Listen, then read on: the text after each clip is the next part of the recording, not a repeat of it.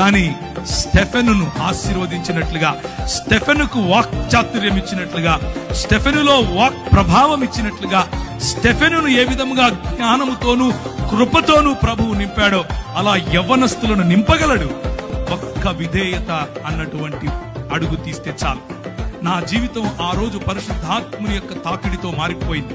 పరిశుద్ధాత్ముడు నా జీవితంలో తెలియని అగ్నిని రగిలింపజేశాడు.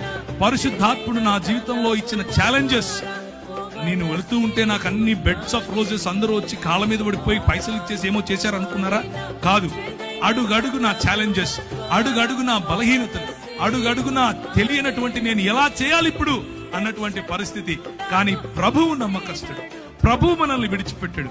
పిలిచిన పరిశుద్ధాత్ముడు మనల్ని విడిచిపెట్టాడు. మనల్ని అభిషేకించిన పరిశుద్ధాత్ముడు ఎక్కడెక్కడ నీకు ఏ ఏ పరీక్షలు పెడుతున్నాడో ఆ పరీక్ష ఉత్తీర్ణుడైనటువంటి మరుక్షణం తన ప్రత్యక్షతనిస్తాడు.